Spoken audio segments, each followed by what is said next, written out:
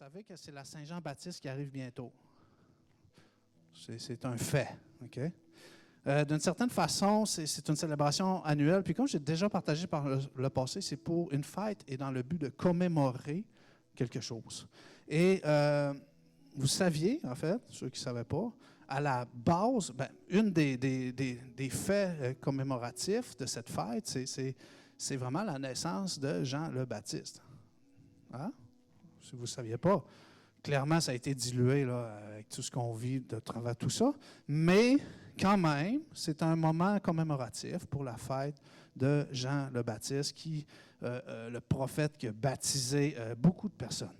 Beaucoup de personnes. Puis on sait même qu'à Saint-Jean, habituellement, c'est un bon temps où les baignades commencent à être officiellement, là, ça commence vers la Saint-Jean. C'est-à-dire, sans le vouloir, vous vous baptisez vous-même quand vous rentrez dans l'eau. C'est bon? Non, mais ça fait partie. Matthieu 3, verset 5, chapitre 3, verset 5 nous dit que Jean-Baptiste, en fait, les gens venaient à lui de Jérusalem, de la Judée entière, de toutes les contrées riveraines du Jourdain. Tous se faisaient baptiser par lui dans le Jourdain en reconnaissant, hein, on sait que le baptême d'eau, c'est un signe de reconnaissance publique de leur péché. Amen. Fait que ces gens, vraiment, son ministère a eu un ministère d'impact parce que les gens venaient de partout. Les gens ne comprenaient pas tout ce qu'ils faisaient, mais il y avait vraiment que si tu voyais ça se passer, toi aussi, tu avais le goût. Genre, tu ne sais pas pourquoi, mais tu voulais. Puis, on sait aussi que, comme j'ai dit, cette fête commémore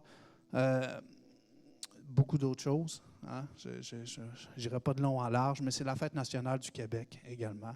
Donc, il va y avoir beaucoup d'activités, beaucoup de choses à faire. C'est un temps festif. Donc, je crois que la Saint-Jean-Baptiste, c'est un bon moment pour parler d'évangélisation. Amen. Puis, le message d'aujourd'hui, comme il était sur la bannière, c'est l'évangélisation, en fait, c'est un style de vie. C'est un style de vie. Et on va découvrir que pour chacun d'entre nous, OK? Écoutez, les jeunes viennent de terminer l'école. Est-ce qu'il y a des gens qui sont entre 12 et 18 ans ici? 1, 2, 3, 4, 5. L'évangélisation, c'est un style de vie. C'est un style de vie pour le chrétien. Du moins, le chrétien pratiquant. OK? Parce qu'on sait qu'il y a la catégorie ici au Québec des catholiques non pratiquants. Vous connaissez? On connaît tous des catholiques non pratiquants, mais je peux vous dire aussi qu'il y a des chrétiens non pratiquants. OK? Mais pour nous-mêmes, les chrétiens, on apprend à découvrir que selon Acte 1.8, en tout cas du moins ceux les pentecôtistes, le Saint-Esprit descendra sur vous. Amen? Vous recevrez sa puissance. Yes? Mais avec cette puissance-là vient une mission. Hein? Vous recevrez sa puissance et, tu sais, c'est pas où, et vous serez mes témoins. Hein? Ça veut dire que vous serez. Fait que, hein? Quand vous levez la main pour dire, yes, je veux la puissance du Saint-Esprit dans ma vie, oui, reçois et sois le témoin de ce que Dieu fait. Sois le témoin de ce que Dieu fait. Donc, l'évangélisation, c'est un style de vie. Ça fait partie de l'ADN. Ça fait partie de l'ADN. Et quand on entend évangélisation, c'est un mot qui a l'air bien compliqué, là, mais par défaut, à quoi qu'on pense? On pense à des sorties spéciales, planifiées, où ce qu'on approche les gens et qu'on leur remet des feuillets, des traités, puis qu'on leur parle de Jésus. Mais souvent, c'est ça qu'on parle quand on parle d'évangélisation. Hein? Oui et non. Oui et non. Pourquoi? Parce que l'évangélisation devrait plus être un style de vie qu'un événement particulier. OK? Puis je vais vous dire pourquoi. Puis tantôt, je vais vous partager quelques éléments que j'ai soulevés. Pourquoi? Par rapport à pas ce que j'ai découvert de ce qui se fait, mais par rapport à ce que moi-même j'applique. OK? C'est ce que je veux vous partager ce matin. Ce que moi-même j'applique en tant que terme de style de vie d'évangélisation, qui s'applique à vous tous. Amen? Ça va être très simple. Avant de rentrer là, le but de l'évangélisation. OK? Checkez, c'est très, très compliqué. Okay? Le but de l'évangélisation, c'est de parler de l'Évangile. Amen? Évangélisation. C'est bon? C'est le fait d'apporter une bonne nouvelle. C'est bon? On se suit jusqu'à présent encore? Ça veut dire que c'est d'avoir une bonne nouvelle à transmettre. C'est de l'évangélisation, hein, le fait d'évangéliser. Donc, cette bonne nouvelle qu'on sait très bien qu'elle est la même pour tout le monde. Jésus est mort sur la croix, si vous ne le saviez pas, et il a été ressuscité afin que quiconque croit en lui ait la vie éternelle. C'est le but final, en fait, c'est le but de l'évangélisation. Il y a toute une stratégie pour atteindre ce but-là, parce que même si tu drops ça direct de même à quelqu'un dehors tantôt, ça peut rentrer, ça ne peut pas rentrer. C'est deux. Hein? Fait qu'il y a toute une stratégie entre les deux. Et on retrouve justement ce but de l'évangélisation qui se retrouve dans Jean 3,16, que Dieu a tant aimé le monde qu'il a donné son Fils unique pour que tous ceux qui placent leur confiance en lui échappent à la perdition et qu'ils aient la vie éternelle. Amen. Donc, pour partager cette bonne nouvelle, c'est ce qu'on veut, mais bien souvent, ça nous fait peur. C'est ça qui nous fait peur. Je dis, comment je vais arriver pour dire ça à quelqu'un? Fait que là, tu fais rien. Ou peut-être tu fais de quoi et tu t'en rends même pas compte. Fait que, moi, je veux vous encourager aujourd'hui. Pourquoi? Parce que, justement, notre frère Andrés a partagé tantôt, les vacances commencent. Pour certains, pour les jeunes, les étudiants et tout, fait qu'il y a une multitude, il y a des festivals, il y a des spectacles, il y a des choses qui vont être devant vous. C'est à l'année, mais l'été, il y a quand même des possibilités qui sont... Il y a la chaleur, il y a le temps festif. Tu sais, toutes les choses sont alignées pour que ça soit plus facile. Okay? Donc, il y a plusieurs façons et stratégies pour apporter la bonne nouvelle. Okay? Si vous ne le saviez pas. Une ne se démarque pas de l'autre. Okay? Tu n'as pas un feuillet ou un traité qui est plus puissant que l'autre. Tout est une question de stratégie. Okay? Donc, tu ne peux pas imposer ta même stratégie à tout le monde. Chacune, en fait, des stratégies qu'on est amené à découvrir va dépendre de la saison de nos vies et même de la saison des vies de ceux chez qui on va essayer d'apporter cette bonne nouvelle. Et moi, je vais vous partager quatre stratégies ce matin. Pourquoi je vous partage 4 stratégies? Parce que peut-être qu'il y en a 500, OK? Mais au moins 4 que moi, j'ai essayé de voir. J'ai dit, Seigneur, montre-moi ce style de vie d'évangéliste, en tout cas, d'évangélisation. Le premier, qui est le plus important parmi toutes les stratégies. On va parler de l'évangélisation par l'exemple. L'évangélisation par l'exemple. Le témoignage de ce que nous faisons, de notre quotidien, est la réelle porte qui amène à d'autres à vouloir connaître ce que nous savons. Ce que nous sommes et ce que nous faisons montre, parce que dans le fond, la stratégie va amener à ouvrir une porte à ce que la personne veuille en savoir plus. Va dire, ce que tu as, je le veux. Ce que tu fais, moi aussi, je veux le faire. Tu vas dire, OK, bien, sache que c'est accessible. Donc, l'exemple que nous reflétons est la porte la plus importante. La porte la plus importante, parce que ça démontre ce que tu crois réellement.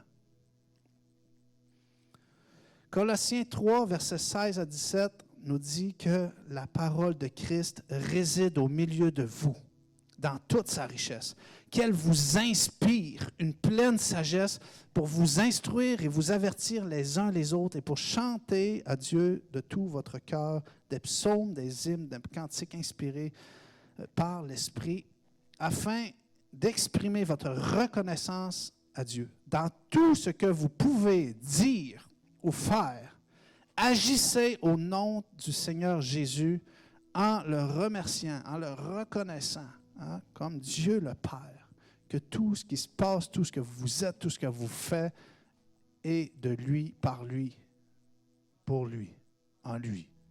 Hein? Parce que c'est ce que vous transpirez par votre exemple. Vous n'avez rien dit encore, hein? Vous n'avez rien dit encore. Mais le fait d'être l'exemple par excellence d'une reconnaissance complète de Dieu démontre une envie de vouloir en savoir plus. Amen. Tout le monde, est-ce qu'il y a des gens qui sont... Tout le monde est capable de faire ça, hein? Tout le monde est capable d'être un exemple. Tout le monde est capable d'être un exemple. Vous savez que dans ce monde, en fait, je ne sais pas si c'est rien qu'au Québec, moi je suis un Québécois, mais les gens sont portés à beaucoup plus regarder ce qu'on ne fait pas plutôt que ce qu'on fait. Ça veut dire que tu peux être parfait à 95 %, mais le 5 % que tu ne fais pas d'imperfection, c'est ce que les gens vont voir. Ça veut dire que tu ne peux pas être juste un exemple à 50 %. Parce qu'on le sait, ça paraît. Moi, je ne vous dirai pas tout ce que vous ne faites pas. C'est pas ma mission, mais ça paraît. OK? En fait, tu ne peux pas refléter l'exemple si... on est sauvé par la grâce de Dieu. Hein? C'est lui qui nous, c'est sa grâce qui nous renouvelle, c'est sa grâce qui nous change tout. Hein? Je ne vous parle pas d'œuvres, d'actions à mettre en place, des choses par votre force. Non. Mais c'est pour dire que les gens vont regarder ce que vous ne faites pas et vont juger tout le reste par rapport à ça. Ils vont dire, si ton Dieu est de même, pourquoi je le suivrais? Hein? Donc, les gens nous évaluent sur cette partie-là. Et c'est cette partie-là qu'on doit prendre attention, demander au Seigneur de nous montrer. Parce que le fait de dire que nous sommes chrétiens n'est clairement pas suffisant.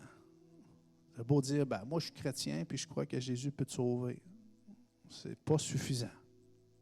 L'exemple est beaucoup plus suffisant que le fait de se nommer chrétien. Ça reste un titre. Hein? Donc, ça se reflète dans chacune des actions que vous mettez en place. Puis ça me fait penser, j'avais cet exemple parce que je rencontre beaucoup de personnes, des gens qui ont connu le Seigneur, qui sont retombés dans le toxicomane et tout. Puis j'ai eu des belles discussions parce que j'avais une personne justement qui vivait des conflits, puis il a vécu une bagarre en fait. Et le gars, il a la connaissance chrétienne. C'est un chrétien, là. Pour lui, il y a l'amour de Christ en lui plutôt, mais genre vraiment, il est dans la toxicomanie sévère, genre, puis ses actions ne reflètent clairement pas la vie d'un chrétien. Mais lui, dans le fond, pour lui, il partage l'amour de Christ. Mais est-ce que ça te donne le goût de suivre cet amour-là? Si cet amour te permet de rester, de broyer du noir, d'être dans ta toxicomanie, de vivre des bagarres, d'être dans... C'est ça, être chrétien. Est-ce que c'est l'exemple qu'on est porté à suivre? Fait que si tous les chrétiens feraient ça, tu sais, moi, ça m'attriste. Pourquoi? Parce que c'est le type d'exemple que tu montres. Ça veut dire que quand la personne a fini par accepter ça, puis comprendre que Dieu, c'est un Dieu, oui, de processus, puis qu'il y a des choses à vivre, puis tout ça, non. Tu as tout mêlé, là. Tu as mêlé tout ce que Dieu t'a montré par rapport à tout ce que tu vis, puis là, tu es comme dans un tourbillon. Moi, je te dirais juste, arrête juste de partager que Jésus peut tout faire, OK? Vis ta vie, apprends à te restaurer toi-même, à être un exemple, et après, va partager la bonne nouvelle. Parce que la bonne nouvelle que tu partages vraiment, c'est vraiment biaisé, là. C'est pas le type de bonne nouvelle, là. C'est compliqué. C'est compliqué. Parce que je partageais avec, entre autres, il me demandait c'est quoi qui est permis ou pas, est-ce que c'est permis de se défendre, parce que là, il était comme dans une histoire de drogue, puis tout ça, puis il s'est défendu, il s'est battu contre des gangs de rue, puis tout. Fait que là, il dit, moi, je suis chrétien, mais est-ce que j'avais le droit de me défendre, parce que là, je l'ai battu. Là, ça devient compliqué, là.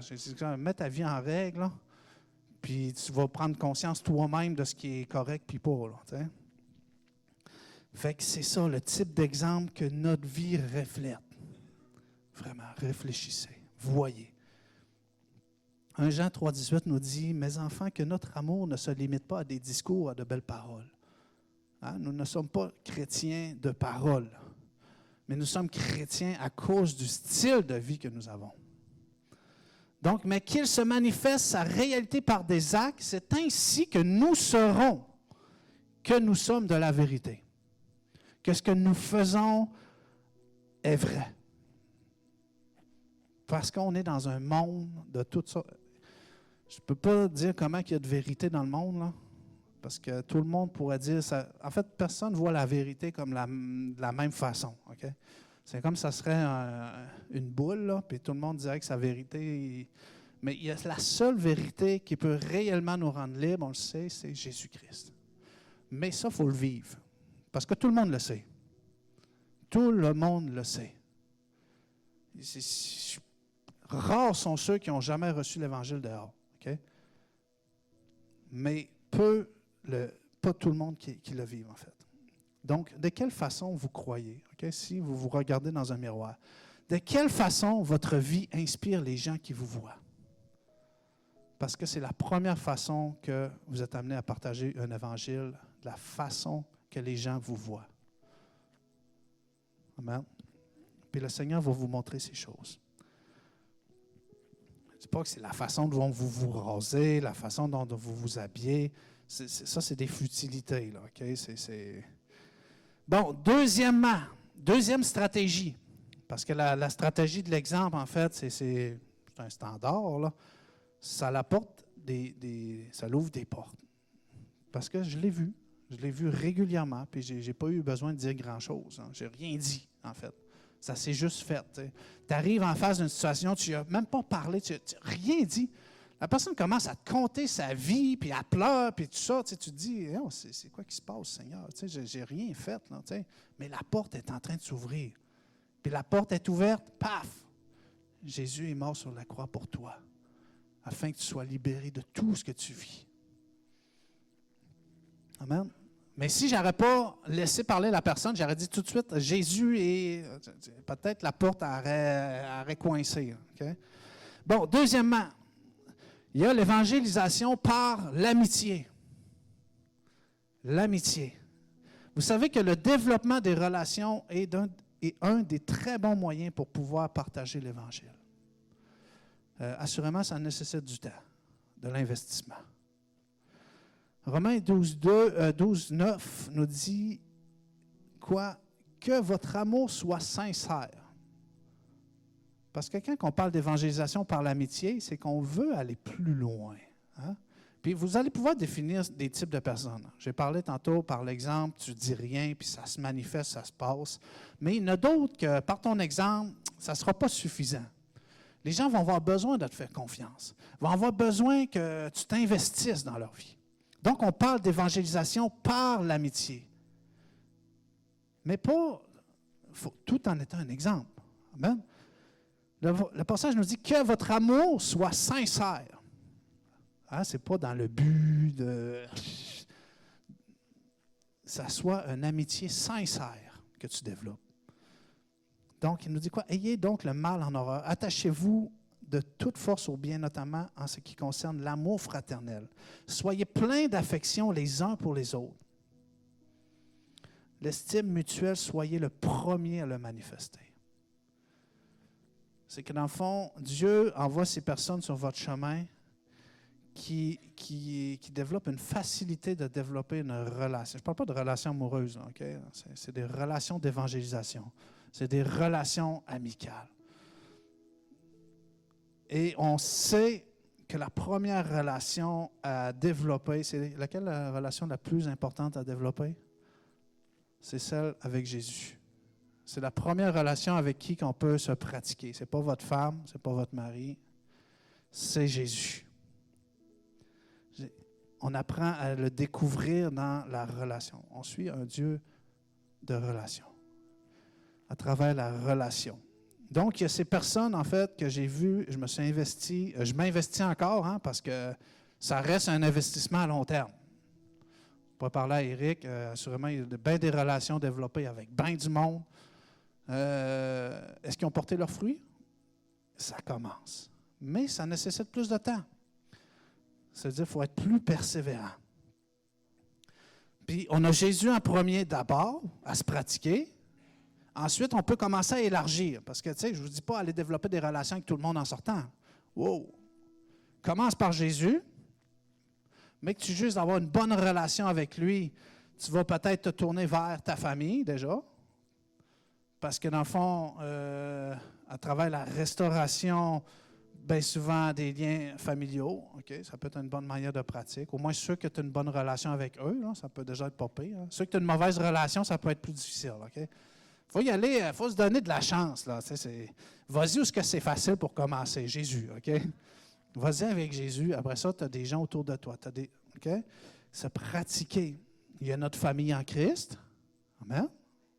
On peut développer des relations avec des frères et des sœurs en Christ. Tout ça, c'est une stratégie dans le but de partager une bonne nouvelle. D'écouter, de créer, c'est du temps à investir. Hein? Ça reste une stratégie. Il y en a que c'est ça qu'ils ont besoin. Nous, on veut juste lui dropper un feuillet, puis tiens, Jésus t'aime. Là. La personne va pogner le feuillet, elle le jette dans la poubelle en passant. En fait, c'est beau, là, oui, c'est de l'évangélisation, là, mais c'est léger pour certaines personnes. Ensuite, il y a les amis qui ne sont pas chrétiens, qu'on développe des relations, qu'on aimerait bien leur faire découvrir Jésus, mais que si on y va trop vite, c'est compliqué. Okay? Et finalement, une fois que tu as tout pratiqué ça, tu peux aller vers des inconnus. Tu pognes quelqu'un, tu te dis, Seigneur, mets-moi quelqu'un avec qui je peux développer une relation. C'est pas évident. Là. C'est comme tu dis, ben écoute, moi je suis rendu avec un ami, c'est un SDF, là, c'est un sans-abri, puis écoute, j'ai développé une très belle... J'ai beaucoup de relations maintenant avec beaucoup de personnes qui sont sans domicile fixe. SDF, ça passe un peu ça. Ils sont juste sans domicile fixe. Okay? Ils ne savent pas ce qu'ils vont vivre encore à long terme. Mais pourquoi? Parce qu'ils sont en transition de découvrir ce que aussi Dieu veut pour eux, sans le savoir. Fait que ça, c'est à travers les relations. Puis je vous encourage à en développer. Parce qu'on sert un Dieu de relation. Vous le croyez? Si on croit qu'on sert un Dieu de relation, c'est qu'on est porté à refaire la même chose avec ceux qui nous entourent. Si ce Dieu que l'on suit nous isole, il y a un problème.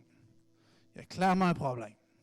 On a mal compris, on a mal défini. Parce que moi, c'est le même Jésus pour tout le monde. Hein? Il n'est pas différent d'une personne à l'autre.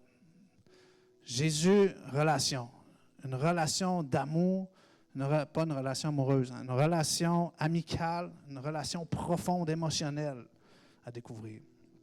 Donc, une bonne relation va vous permettre de partager la bonne nouvelle. Puis je vous encourage, les jeunes vont à l'école, il y a tellement d'histoires. Tu sais, même si tu dis à un jeune à l'école, je dis, ah oui, parle de Jésus, apporte-la. C'est assez compliqué. Hein? Tu ne peux pas faire ça à l'école aujourd'hui.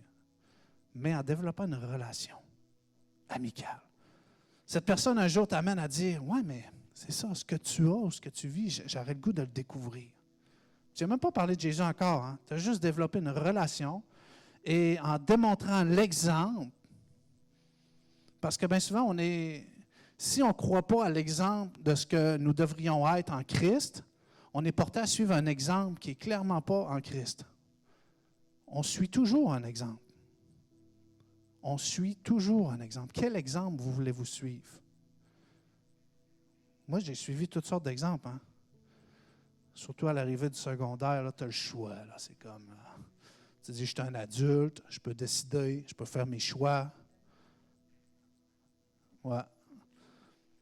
Fait que tu fais un choix. Moi, en tout cas, je ne dirai pas ce que j'ai choisi. Là. Ça l'a mené, en tout cas, jusqu'à ici. Merci, Seigneur. Troisième stratégie. Vous comprenez les deux premières? Oui, pas trop dur à appliquer. La troisième, c'est l'évangélisation par les besoins. OK?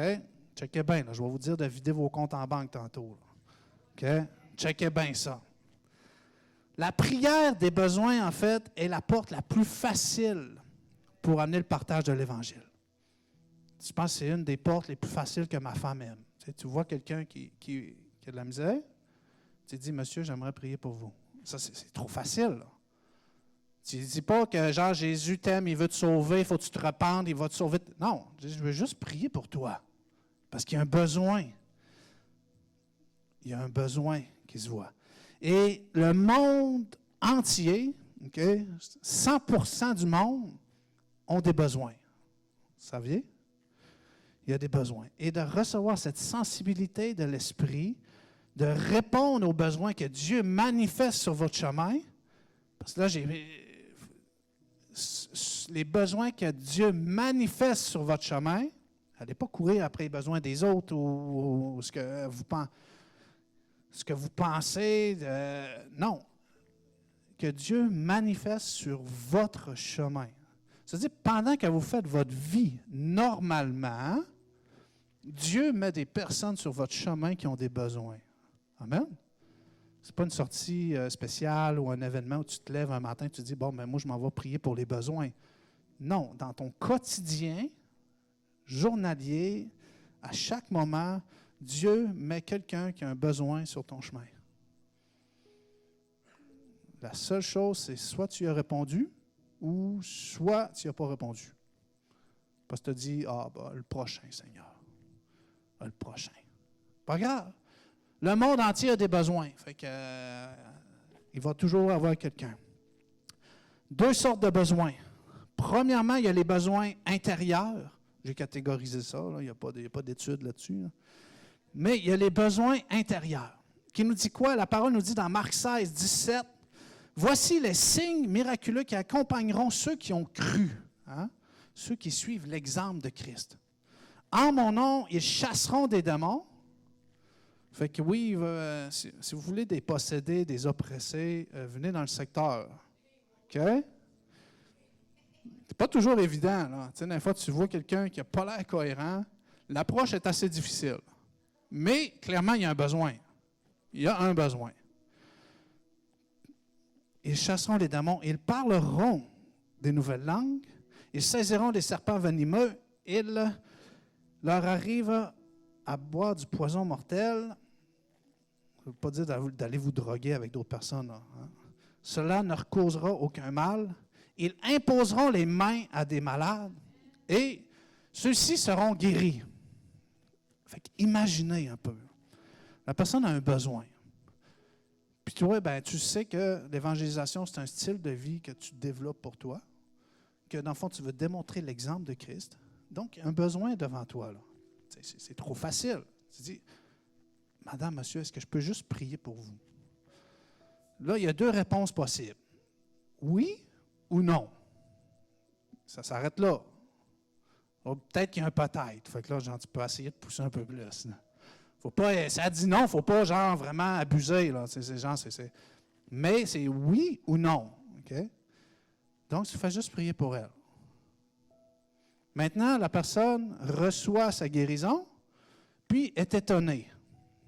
Elle est surprise. Bon, la personne n'a pas reçu sa guérison, elle continue son chemin. On est encore dans la catégorie non. Est-ce que c'est grave?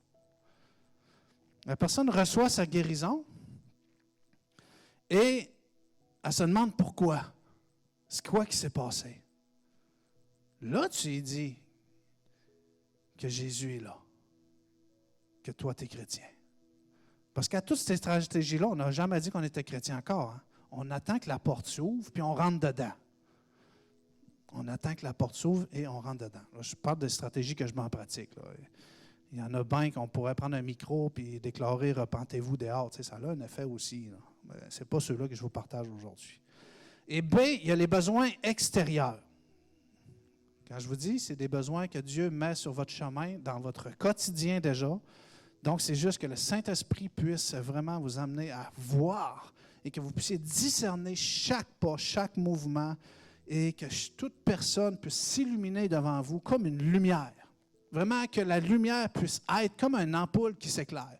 Tu marches, puis là, tu vois cette personne est lumineuse. Tu te dis, je ne sais pas pourquoi je viens de voir, là, mais d'après moi, soit tu as un besoin ou soit qu'il faut qu'on devienne amis, je ne sais pas, mais en tout cas, il y a de quoi qui se passe avec toi.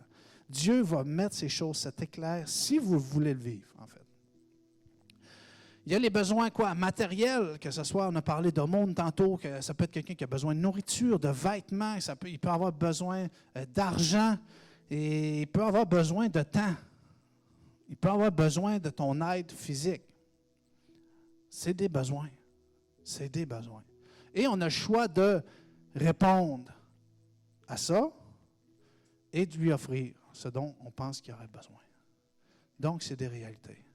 Et Dieu ne fait jamais, et jamais, parce que dans le fond, oui, on est fidèle à donner un besoin. Et quand on a parlé de générosité tantôt, Dieu ne nous amène jamais à donner ce que l'on n'a pas. Il ne vous demande pas de post-dater un chèque que vous n'avez pas l'argent dans votre compte. Dieu donne la ressource, donne le matériel, donne la nécessité, le vêtement, la nourriture, donne les choses pour pouvoir le sommeil. Vous savez, la banque alimentaire qu'on a ici, elle nous a coûté 0 $. Dieu donne dans le but qu'on puisse donner. Amen. Donc, répondre aux besoins ne nous coûte rien si ce n'est de répondre à son appel. Parce que quand Dieu appelle, il faut répondre. Il n'aime pas laisser des messages sur le répondeur. Fait qu'il appelle, tu réponds ou tu ne réponds pas. Amen. Jacques 1, 27 nous dit, « Aux yeux de Dieu notre Père, voici la façon parfaite de pratiquer la religion. » Pratiquer la religion. Prendre soin des orphelins et des veuves dans leur malheur et ne pas se laisser salir par les choses du monde. Ça veut dire d'avoir une attention particulière pour les besoins, ceux qui sont en manque, plutôt que d'embarquer dans une société consommateur où ce que dans le fond, jamais tu as assez, toujours tu as besoin de plus et tu peux toujours changer. Fait que la société va t'amener à tout dépenser ton argent dans la consommation matérielle et physique, tandis que Dieu va t'amener toujours à multiplier et à étendre la bénédiction chez plusieurs. Amen. Puis bien souvent, on peut avoir ce signe, en fait, que des gens... C'est comme la bénédiction se déverse même dans notre vie et on finit par comprendre à quel point, c'est pas pyramidal, là, OK? Mais quand même, ça descend de Dieu, c'est quasiment pyramidal, là, en tout cas. Là. Ça descend de Dieu, puis ça s'étend. Tu vois? Ça veut dire que même ce qui est descendu sur moi, c'était peut-être bien passé par 10 autres personnes avant. Mais la bénédiction finit toujours par couler. Puis on finit par le reconnaître. Donc, soyez attentifs aux besoins de Dieu. Les besoins que Dieu manifeste sur votre chemin. Parce qu'encore là, imaginez, toujours, une personne reçoit la réponse. Peut-être que la relation que vous allez développer, c'est avec quelqu'un qui se sentait seul, puis vous ne le savez même pas. C'est dire, moi, j'ai juste à cœur vraiment qu'on passe du temps ensemble, qu'on prenne un café ensemble. Je ne sais pas pourquoi, mais j'ai à cœur ça. Développer des relations. Dans le but de quoi? De partager la bonne nouvelle. Quatrièmement, et non le moindre, il y a l'évangélisation par le témoignage. Parce que là, dans le fond, de répondre à un besoin, c'était par la prière de besoin, mais on n'a même pas parlé à la personne directe, on fait juste prier pour lui. Et parce qu'on n'a pas tellement parlé aux gens encore. Là. On a reflété l'exemple, sans parler, juste en faisant. Il y a les relations à développer. Là, on entretient... c'est plus facile d'entretenir les relations si on parle ensemble. Okay? Si vous n'avez pas de discussion, ça va être difficile. Vous pouvez vous regarder dans les yeux, mais ça va être compliqué. Fait qu'il faut apprendre à parler avec la personne. Tu vois? Donc, il y a un langage qui se fait. Troisièmement, par les besoins, il y a la prière. Et oui, il y a l'aide physique, mais il n'y a aucune discussion encore. Et quatrièmement, un que j'aime beaucoup aussi, c'est l'évangélisation par le témoignage. En fait, le fait de partager de courts témoignages, comme on fait le matin, juste cette partie-là même est suffisante même pour faire notre journée, faire notre semaine. Mais le partage de témoignages est toujours apprécié et permet l'ouverture vers la bonne nouvelle, vers l'Évangile. Et comme on a lu ce passage dans Acte 1 tantôt, quand il dit justement, « Vous serez mes témoins. Hein? » Les témoins de quoi? de ce que Dieu a déjà fait, en fait. Vous serez les témoins d'un témoignage déjà vivant et actif dans votre vie. Donc, Dieu fait des choses, les histoires quotidiennes, tout ce que vous vivez est supposé de refléter la gloire de Dieu. On ne peut pas dire Dieu agit le lundi, le mercredi, puis le vendredi, puis le mardi, puis le jeudi, c'est quelqu'un d'autre. 7 jours sur 7, Dieu est en action. Et encore là, il met des gens sur votre chemin dont le témoignage est utile de ce que vous vivez quotidiennement pour quelqu'un. Pour quelqu'un. Fait qu'il y a tout un mêlage d'amitié, relations, besoins, puis tout. Puis c'est pour ça que quand quelqu'un se présente devant toi, il y a une stratégie qui se met en œuvre. Tu te dis, bon, fait que dans le fond, c'est pas de chercher tous ceux-là qui ont des besoins. Ça peut, une fois par mois, il y a quelqu'un qui a un besoin qui se manifeste devant toi.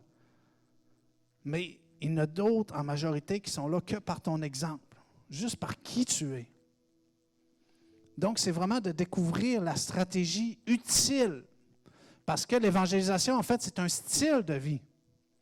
Chaque moment, même dans ton sommeil, tu évangélises. Du moins, tu développes En fait, Dieu peut te montrer des rêves, des songes, des choses que tu as vues, puis dans le jour, tu te lèves, puis qu'il y a une personne qui se présente devant toi, puis tu l'as vu dans ton rêve. Tu te dis, wow, je dormais, puis genre, j'ai reçu ça pour. Tu vois? Fait que c'est 24/7. 24/7. Et on sait que notre histoire d'amour avec Jésus, c'est une histoire de cœur. Parce que Jésus vient dans ma vie, dans notre cœur. Il vient nous transformer directement au cœur. Et la parole nous dit dans Luc 6, verset 45, que c'est de l'abondance du cœur que la bouche parle. C'est de l'abondance du cœur que la bouche parle. Fait que votre relation avec Jésus se développe et grandit dans votre cœur. Et c'est pour ça que ça n'a pas le choix de devenir une bonne nouvelle pour votre vie au quotidien. Parce que c'est de l'abondance, c'est du débordement de votre cœur que votre bouche va parler. Fait que ce que vous allez refléter même par les paroles, par les mots, va être un débordement de la gloire de Dieu, une bonne nouvelle. Puis votre témoignage va toujours démontrer tout ce que vous faites, votre stratégie, peu importe, ça démontre que vous croyez qu'il est vivant. Puis pas vivant à temps partiel. Pas vivant une fois par mois quand tu fais une activité d'évangélisation. Parce que je n'ai fait ici des activités d'évangélisation, plusieurs, même Jonathan ici aussi. Jonathan aussi, il a essayé de démarrer des groupes d'évangélisation aussi dans d'autres assemblées. Mais c'est comme, les gens ne sont pas persuadés. Tu parles d'évangélisation, tu amènes les gens vers l'évangélisation, à pratiquer l'évangélisation, puis ils ne le font plus naturellement après. Fait que, on a rattaché ça à un événement particulier. On a rattaché ça à un moyen de juste donner des... C'est comme genre, c'est comme tu dis, va lire. Va lire, va le voir. Au lieu de le partager toi-même, de démontrer qu'il est vivant, tu vas encourager à quelqu'un d'aller lire ça. Genre. Donc, peu importe la stratégie que tu vas adopter, je n'ai nommé 4, il peut y en avoir 10, 12. Peut-être que vous avez vu des stratégies que vous faites déjà à travers votre quotidien, mais sachez que normalement, votre vie reflète déjà un style d'évangélisation. Peut-être que vous disiez, ouais, j'évangélise pas assez. Oui, ça c'est le fardeau, en fait, d'en faire plus, de découvrir plus. En fait, tu peux prier, Sarah pourrait nous dire, mais tu peux prier 3 heures par jour, tu vas quand même avoir le fardeau qu'il faut que tu pries plus. Fait que tu vas prier 5 minutes, c'est sûr, tu vas te dire, il faut que je prie plus. Mais plus tu avances avec Christ, plus tu as le goût de te remplir encore plus. Fait qu'il n'y a pas rien qui... Fait que c'est pour ça que c'est ça. Fait que mon cœur, c'est que vous puissiez être utilisé cette année, vraiment que vous puissiez vous étendre, que vous puissiez développer ce style de vie à travers votre tout ce que vous faites, parce que je ne suis pas où ce que vous êtes. Je ne vais pas où ce que vous allez aller. Mais clairement, Dieu va envoyer du monde partout où ce que vous êtes. Et j'aimerais peut-être pousser un peu. Il est quelle heure? Je ne rentrerai pas complètement là-dedans, mais c'est... En tout cas, c'est... Vous savez que, du moins quand la porte est assez ouverte, OK? Je peux un peu rentrer là-dedans. Quand la porte est assez ouverte, parce qu'à un moment donné, la porte s'ouvre. Il faut faire de quoi? Parce que là, le problème, c'est bien souvent aussi la porte s'ouvre, puis tu n'as rien fait. Fait que là, tout le travail que tu as fait pour amener à partager l'Évangile, la bonne nouvelle, ça s'est perdu parce que tu n'as rien fait. Tu n'as pas rentré dans la porte. Tu n'as pas rentré dans la porte. Imagine.